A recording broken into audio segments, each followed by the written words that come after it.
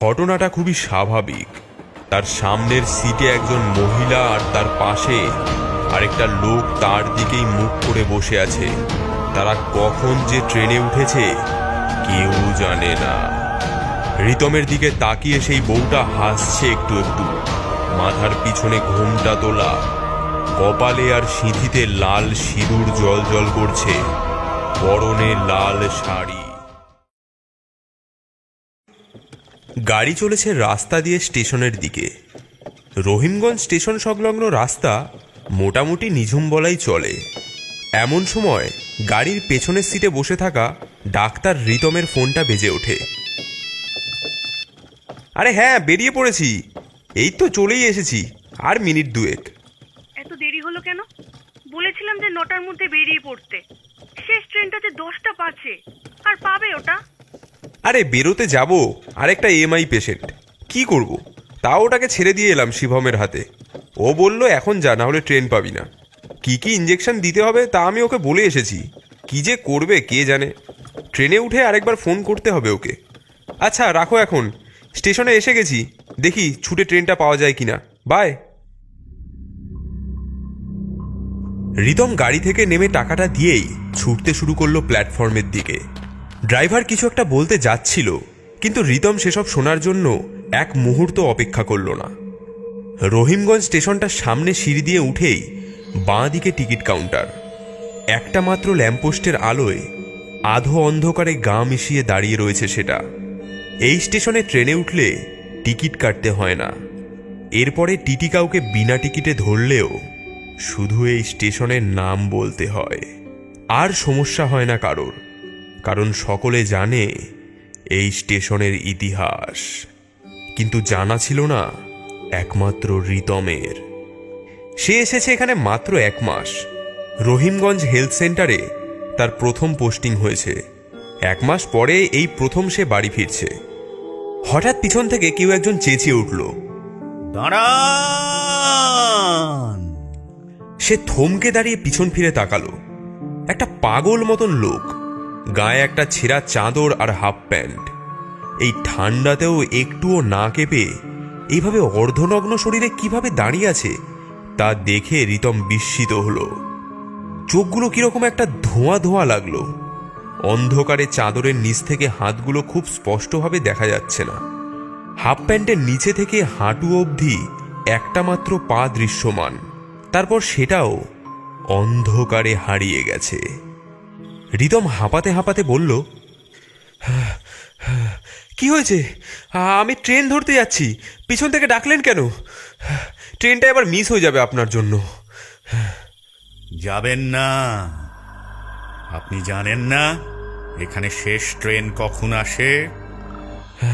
হ্যাঁ জানি তো, কিন্তু আপনার সাথে কথা বললে ওটাও আর পাবো না। না জানেন না? জানলে এখানে এই সময় আসতেন না। এখানে এই সময়ে কেউ থাকে না। রাত 10টার পর কোনো পার্থিব ট্রেন এই স্টেশন দিয়ে যায় না। যেটা যায় সেটা এ জগতের ট্রেন নয়, সে ট্রেন নরকের। কে বলেছে? আমি জানি লাস্ট ট্রেন 10টা 5-এ। না না, যাই হয়ে যাক, ও ট্রেনে আপনি যাবেন না। ও ট্রেনের পর আর কোনো স্টেশনে থামবে না। এই যান তো, নিজের কাজে যান। আমি যে ট্রেনেই যাই না কেন, তাতে আপনার কি? যত সব পাগলের কারবার, দূর। এই সবের মধ্যেই দূর থেকে একটা ট্রেনের হুইসেল কানে এলো রিতমের। এক্ষুনি ছাড়বে বলে একটা ট্রেন দাঁড়িয়ে রয়েছে প্ল্যাটফর্মে। যা, ওই হুইসেল দিয়ে দিল। ধুর, তাড়াতাড়ির সময় যত সব ঝামেলা বলেই এক ছুট দিল রিতম। বেটা, ডাক্তার হওয়াটাই ভুল হলো। এসব জায়গায় কেন যে পোস্টিং দেয় কে জানে। আরো একজন, আর কতজনের বলি চায় ওরা? ঈশ্বর রক্ষা করুন। সেই লোকটি এক দৃষ্টে চেয়ে রইল। ট্রেনে উঠে এসে হাঁপাতে হাঁপাতে বসে পড়ল একটা জানালার পাশের সিটে। বেশ কিছুক্ষণ চোখ বুজে মাথা পেছনের দিকে সিটে হেলিয়ে হাঁপাতে লাগলো সে। সে যখন স্বাভাবিক অবস্থায় ফিরল তখন ট্রেন বেশ ভালোই গতি তুলেছে। চারিদিকে তাকালো রিতম, সবকিছুই স্বাভাবিক। ট্রেন ছুটে চলেছে নিজস্ব গতিতে। জানালা দিয়ে ঠান্ডা হাওয়া এসে লাগছে রিতমের গায়ে, বুকে। গাটা একটু শিরশির করে উঠল তার। শেষ ট্রেন বলেই হয়তো ওর কামরাতে কোনো লোক নেই। পেছনের দিকটা যদিও দেখেনি সে, কিন্তু সামনে কোনো লোকই নেই। ফাঁকা সিটগুলোয় রাতের ঠান্ডা হাওয়া এসে ছুঁয়ে যাচ্ছে। কোনো লোক নেই কামরাতে। যদি চোট্টোর আসে তাহলে তো সব যাবে। উফ, ঠান্ডা হাওয়ায় বড্ড শীত করছে। না, জানলাটা দেখছি আবার বন্ধ না করলেই নয়। বন্ধ করবেন না, ওর সময়েও নিজেই বন্ধ হয়ে যাবে। রিতম চমকে সামনের দিকে তাকালো। একটা লোক বুক পর্যন্ত চাদর দিয়ে ঢাকা, মাথায় একটা উলের মাফলার জড়ানো, মাথা নিচু করে বসে আছে তার সামনে। মুখটা খুব স্পষ্ট বোঝা যাচ্ছে না। হাতগুলো হয়তো ঠান্ডায় সে চাদরের মধ্যে ঢুকিয়ে রেখেছে। সরি, আমার ঠান্ডা লাগছে, তাই বন্ধ করছি জানলা। না, করবেন না। এই ট্রেনে যখন তখন জানলা দরজা বন্ধ হয় না। অনেকে মাঝ রাস্তা থেকে ওঠে এই ট্রেনে। মানে আমি কি দরজা বন্ধ করছি যে কেউ উঠতে পারবে না? আর আপনার দিকের জানলা তো খোলাই আছে। আপনার অসুবিধাটা কি হচ্ছে? আমার অসুবিধা নয়, যারা এই ট্রেনে উঠবে তাদের অসুবিধা হবে। আর তাদের অসুবিধা হলে কিন্তু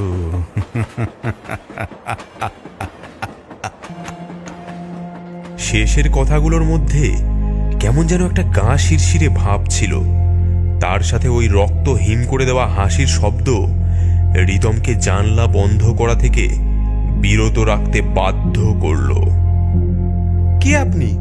মাঝে তো একবারও ট্রেন থামেনি। আপনি কোথা থেকে উঠলেন? রহিমগঞ্জ থেকে তো আপনি ওঠেননি।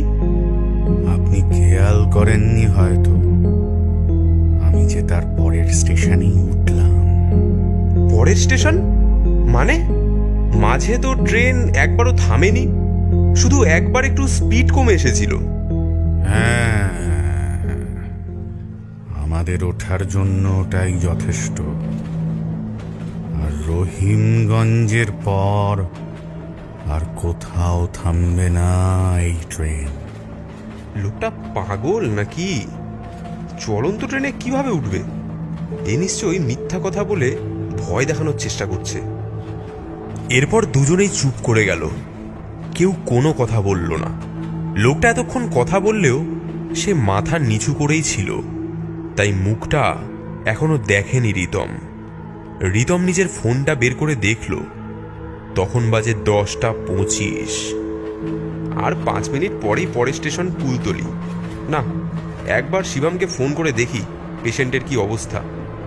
এই ভেবে শিবমকে ফোন করার চেষ্টা করল রিতম, কিন্তু নেটওয়ার্ক নেই, তাই কল গেল না। বিরক্ত হয়ে রিতম ফোনটা নিজের পকেটে ভরে রাখল। আর তখনই জানলার বাইরে তাকিয়ে রিতম অবাক হয়ে গেল। ট্রেনটা একটা স্টেশন অতিক্রম করে যাচ্ছে দ্রুত বেগে। স্টেশনে যে লোক নেই তা নয়, কিন্তু একটা বিস্ময়কর ঘটনা দেখল রিতম। প্রতিটা লোকই ট্রেনের উল্টো দিকে মুখ নিচু করে বসে আছে। একদম অস্বাভাবিক কিছু না হলেও ওর মনে হলো লোকগুলো যেন ট্রেনটা যাতে না দেখতে হয় সেজন্যই এরকমভাবে বসে আছে। কিন্তু তারপরই দ্বিতীয় ঝটকাটা লাগলো। স্টেশনের শেষ প্রান্তের হলুদ বোর্ডে লেখা কুলতলি। সে চমকে উঠল, সঙ্গে সঙ্গে নিজের ফোন বের করে দেখল সময় 10:30। আরে হ্যাঁ, এখনই তো কুলতলি থামার কথা ট্রেনটার। কি বলেছিলাম, এ ট্রেন আর থামবে না। রহিমগঞ্জই প্রথম আর শেষ স্টপেজ এ ট্রেনের। বলেই একটা ঠান্ডা রক্ত হিম করা হাসি হেসে উঠল সে। রিতম ভয় কাঁপতে শুরু করলো। ভয় আর জানলা দিয়ে আসা ঠান্ডা বাতাস তার শরীরে একটা কাঁপুনি দিয়ে যাচ্ছে। জানলা থেকে কিছুটা সরে এসে বসলো সে, আর সাথে সাথে তার শরীরের মধ্যে একটা বিদ্যুৎ স্রোত খেলে গেল। দেহের প্রতিটা লোম খাড়া হয়ে গেল, তার কাঁটা দিয়ে উঠল হাতে পায়ে। সাধারণ মানুষ হলে হয়তো তাদের এই অবস্থা হতো না, কিন্তু রিতম একজন ডাক্তার। ঘটনাটা খুবই স্বাভাবিক। তার সামনের সিটে একজন মহিলা, আর তার পাশে আরেকটা লোক তার দিকেই মুখ করে বসে আছে। তারা কখন যে ট্রেনে উঠেছে কেউ জানে না। রিতমের দিকে তাকিয়ে সেই বউটা হাসছে একটু একটু, মাথার পিছনে ঘোমটা তোলা, কপালে আর সিঁথিতে লাল সিঁদুর জল করছে, পরনে লাল শাড়ি। কিন্তু রিতমের হাসি উড়ে গিয়ে তখন ভয়ে মুখ ঘেমে উঠেছে, কারণ রিতম এক দেখাতেই স্পষ্ট বুঝেছে তার দিকে তাকিয়ে থাকা বউটার রিগর মর্টিস হয়ে গেছে, অর্থাৎ মৃত্যুর পর তার শরীরের পেশি শক্ত হয়ে গেছে। রিতম ঘামে সম্পূর্ণ ভিজে গেছে, নিজের পায়ের তলায় ভিজে ভিজে অনুভব করছে সে। জুতোর নিচে জলের মতো কিছু একটাতে পা ঠেকায় ছপ ছপ শব্দ হচ্ছে। রিতম মাথা নামিয়ে নিচে তাকালো, আর সাথে সাথে আর্তনাদ করে ছিটকে উঠে দাঁড়ালো। লাল রক্তের একটা স্রোত বয়ে আসছে সামনের সিটের তলা দিয়ে। গোটা জুতো তার লাল হয়ে গেছে, কিছুটা রক্ত ছিটকে লাগছে তার প্যান্টে। সে রক্তের দাগটা অনুসরণ করলো। আস্তে আস্তে সামনের দিকে মাথা তুলে যা দেখলো তাতে তার কলজে গলায় উঠে এলো। বউটার পাশের লোকটা সারা শরীর এতক্ষণ একটা কালো চাদরে ঢাকা ছিল, এখন দুটো হাত সে দুদিকে ছড়িয়ে চাদরটাকে সরিয়েছে। রিতম বিস্ফারিত চোখে দেখল দুটো কাটা হাত বুকের দিকে ধরে রেখেছে সে। সেই কাটা হাতের নিচ থেকে গড়িয়ে পড়ছে রক্ত। এতক্ষণ রিতম বসেছিল তাই বুঝতে পারেনি। এবার সে দেখতে পেল বউটার হাতের জায়গায় ব্লাউজ রয়েছে ঠিকই, কিন্তু তার নিচ থেকে হাত নেই, সম্পূর্ণ ফাঁকা। রিতম আর কোনো কথা বলার অবস্থায় ছিল না। সে চমকে উঠল পরপর কতগুলো শব্দে। সে দেখল এক এক করে প্রতিটা জানলা দরজা বন্ধ হয়ে যাচ্ছে জোরালো শব্দে। কাঠে কাঠে লোহায় লোহায় ঠক্করের প্রতিটা শব্দে রিতম চমকে চমকে উঠছে। সে ভয়ে একটা জানলার কাছে গিয়ে সেটা টেনে খোলার চেষ্টা করলো, কিন্তু অনেক কষ্টেও খুলল না সেটা। ভয়ে ভয়ে আবার নিজের সিটে গিয়ে ফিরল সে। খুলবে না, এত সহজে খুলবে না। এখন খোলার সময় হয়নি ওর। এসব কি হচ্ছে? হ্যাঁ, এখনো অনেক কিছু বাকি আছে হওয়ার। তার মানে কি বাকি আছে হওয়ার? গল্পের পরবর্তী অংশ থাকবে দ্বিতীয় পর্বে।